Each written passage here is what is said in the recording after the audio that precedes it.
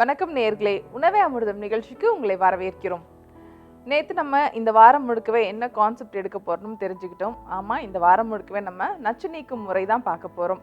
So இன்னைக்கு என்ன ரெசிபியோட டாக்டர் வந்திருக்காரு, அதோட நன்மைகள்லாம் என்னென்னு நம்ம டாக்டரை கேட்டு தெரிஞ்சுக்கலாம். டாக்டர் வணக்கம். டாக்டர் வணக்கம். ஸோ நேற்று நீங்கள் சொன்னீங்க இந்த வாரம் முழுக்கவே நம்ம நச்சு நீக்கும் முறை தான் பார்க்க போகிறோம்னு சொன்னீங்க. அந்த நீங்கள் ரெசிபி என்ன ரெசிபி கொண்டு வந்திருக்கீங்கன்றது கேட்கறதுக்கு முன்னாடி ஒரு கேள்வி. இப்போ நச்சு நீக்கும் முறை அப்படின்னும் போது சாதாரணமாக நம்ம இங்கிலீஷ் மெடிசன்லாம் இருக்கா? அதாவது ஒரு காலத்தில் ஆங்கில மருத்துவம், அதாவது அலோபதி மருத்துவம் சொல்லக்கூடிய அந்த மருத்துவ முறைகளில் அந்த டீடாக்சிஃபிகேஷனுங்கிற ஒரு முறை இல்லாமல் இருந்ததாக அது பதிவு இருக்குது. அதாவது ரத்தம் சுத்தம் செய்யலாம் வேண்டியதில்லை, உடம்புல உள்ள உறுப்புகளே அதை சுத்தம் பண்ணிக்கும், அதுக்குன்னு தனியாக எந்த ஒரு மெத்தடாலஜியும் கிடையாது அப்படிங்கிற மாதிரி ஒரு கருத்து இருந்தது. ஆனால் இப்போது ரீசெண்டாக இப்போ இருக்கக்கூடிய 2 டிகேட்ஸ் கூட சொல்லலாம், 20 வருஷங்களாக என்ன மாதிரியான கருத்துக்கள் வருது அப்படின்னாச்சுன்னா, உடம்பில் வளர்சிதை மாற்றங்களின் பலனாக வரக்கூடிய கழிவுகள் அத்தனையும் நீக்கிறதுக்கு உடம்பு முயற்சி பண்ணோம்.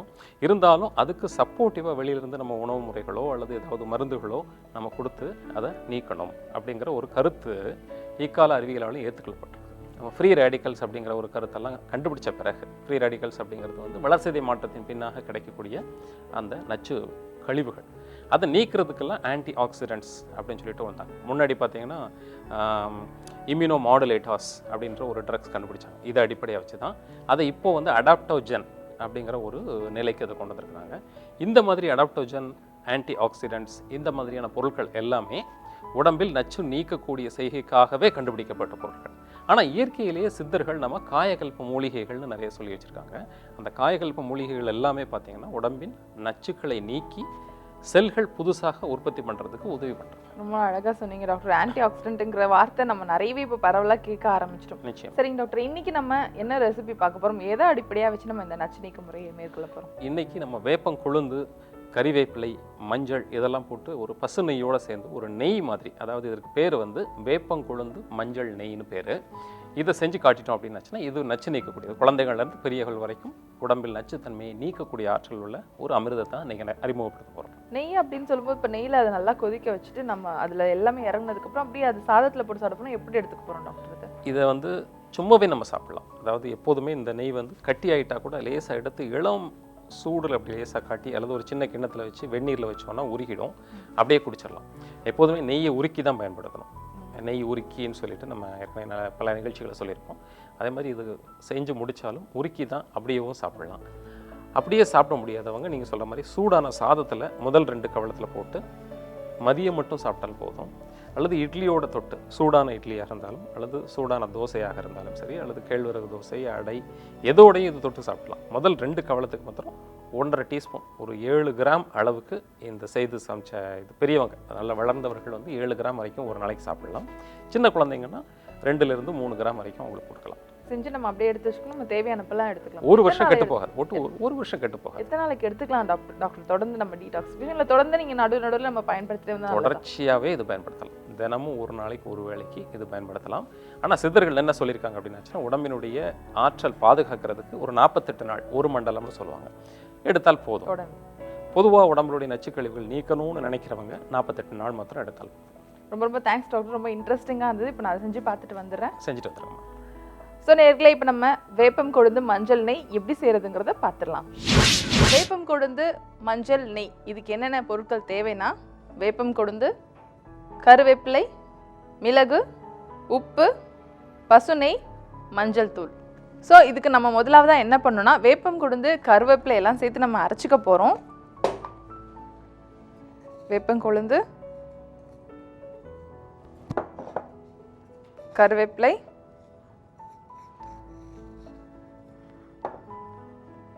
மிளகு. வேப்பம் கொழுந்த அளவுக்கு நமக்கு கருவேப்பிலையிலும் நிறைய ஹெல்த் பெனிஃபிட்ஸ் இருக்குன்னு டாக்டர் நம்மகிட்ட ஷேர் பண்ணிட்டு வந்துட்டு இருக்காரு. ஸோ இப்போ பார்த்தீங்கன்னா நான் மிளகு ஆட் பண்ணிட்டேன். அதுக்கு அடுத்ததாக கல்லுப்பு. நெய்லையும் உப்பு இருக்கும், ஸோ நம்ம கொஞ்சமாக ஆட் பண்ணிக்கலாம். அடுத்ததாக கொஞ்சமாக மஞ்சள் தூள். நம்ம நெய்லேயே டைரெக்டாக சேர்க்கறனாலும் சேர்த்துக்கலாம். மஞ்சள் தூளை நான் இன்றைக்கி அப்படியே கிரைண்ட் பண்ணிக்கிறேன், பேஸ்ட் மாதிரி அரைச்சி எடுத்துக்கலாம். ஸோ இந்த பேஸ்ட் மாதிரி அரைச்சி எடுத்துட்டு நம்ம நெய்யை நல்லா ஹீட் பண்ணிவிட்டு இந்த பேஸ்ட்டை போட போகிறோம். நெய்யோடு நல்லா கலந்து நெய் தனியாக பிரிகிற வரைக்கும் நம்ம இதை ஸ்டவ்வில் வச்சுருக்கணும். அந்த நெய் தான் நம்ம யூஸ் பண்ண போகிறோம்.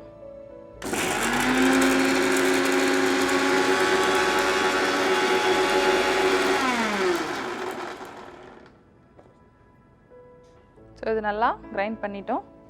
பார்த்திங்கன்னா நல்லா எல்லாமே அரைஞ்சிருக்கு. இப்போ பார்த்திங்கன்னா இது நல்லா அரைச்சிட்டோம். நம்ம அடுத்ததாக ஸ்டவ் ஆன் பண்ணிவிட்டு நம்ம நெய் விட்டுக்கலாம்.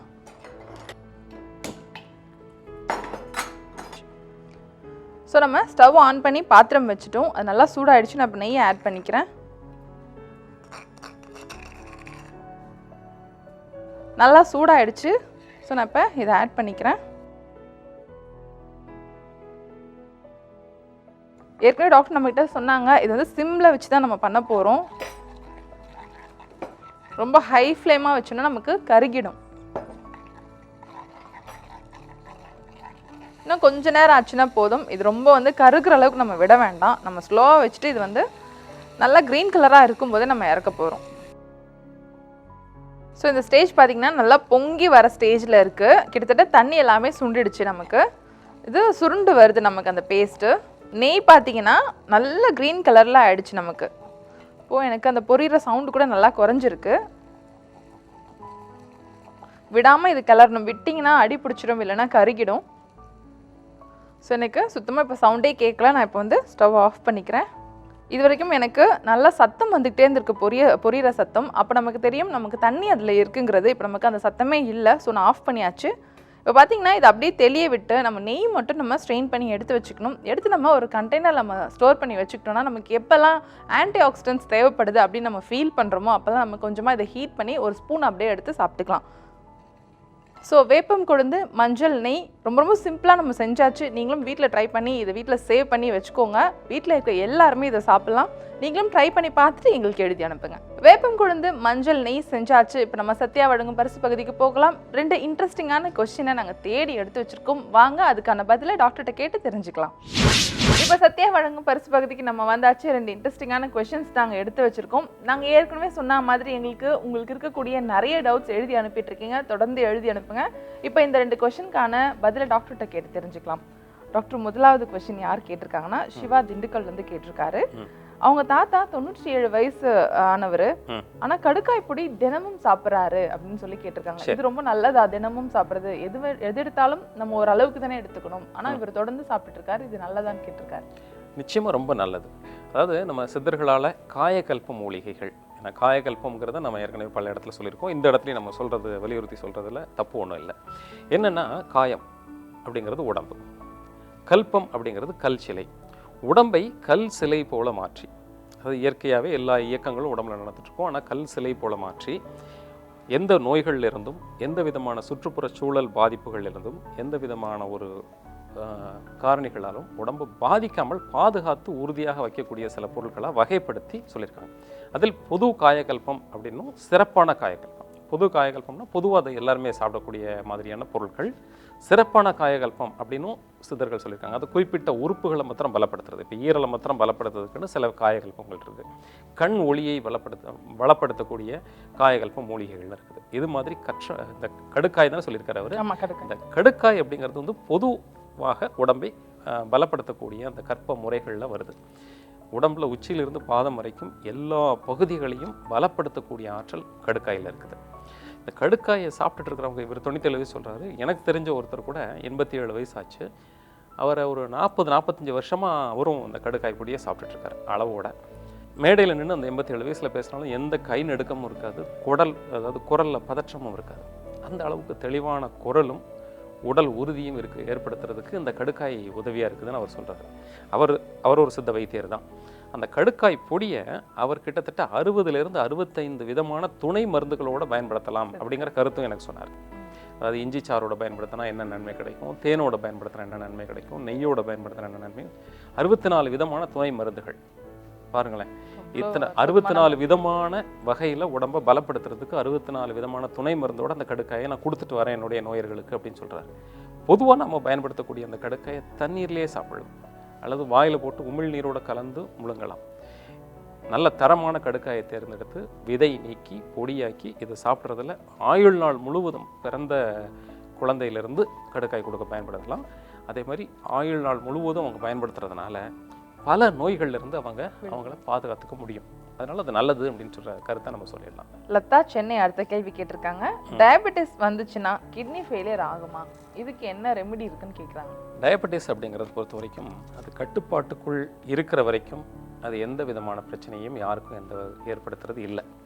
கட்டுப்பாடு இல்லாமல், அதாவது திடீர்னு ஒரு நாளைக்கு பார்த்தீங்கன்னா காலையில் வெறும் வயிற்றில் இப்போ சுகர் டெஸ்ட் பண்ணுவாங்க. அது மக்களுக்கு எளிதாக புரியணுங்கிறதுக்காக சொல்கிறேன். 106 இருக்கும். திடீர்னு ஒரு மத்தியானம் ஒரு 11:30 மணி 12 மணிக்கு நல்லா சாப்பிட்ட பிறகு அவங்க செக் பண்ணி பார்க்கும்போது 300க்கு மேலேயோ அல்லது 400க்கு மேலேயோ போகும். திடீர்னு அந்த சுகர் லெவல் குறையிறதும் திடீர்னு சுகர் அளவு கூடுறதும் பலவிதமான பின் விளைவுகள், காம்ப்ளிகேஷன்ஸை ஏற்படுத்துகிறதா பல ஆய்வுகள் நமக்கு சொல்லுது. அதில் ஒரு பாதிப்பு தான் அந்த கிட்னி ஃபெயிலியர். சுகர் லெவலில் கட்டுப்பாட்டுக்குள்ளே ஒரே மாதிரியாக வச்சுருந்தா அப்படின்னாச்சுன்னா உடல் உறுப்புகள் எல்லாமே பாதுகாக்கப்படும். முக்கியமான உறுப்புகள் மூளையிலிருந்து ஆரம்பித்து மூளை, கண், விழித்திரை, இதயம், கல்லீரல், வயிறு, குடல் பகுதிகள், கிட்னி, தோல், நரம்பு மண்டலம் எல்லாத்தையுமே பாதிப்புக்குள்ளாக்கக்கூடிய ஒரு நோய் தான் சர்க்கரை நோய். அது எப்போ அந்த மாதிரி பாதிப்பு ஏற்படும் அப்படின்னாச்சுன்னா சரியான அளவுக்கு கட்டுப்பாடு இல்லாமல் ஏற்ற இறக்கங்களோடு இருக்கும்போது அந்த பிரச்சனை வரும். பொதுவாக அவங்க கட்டுப்பாட்டுக்குள் வச்சுருந்தாச்சுன்னா கிட்னி ஃபெயிலியர் வர்றதில்லை. வராமல் தடுக்கிறதுக்கு நம்ம ஒரே ஒரு வழிமுறை வேணால் சொல்லலாம்.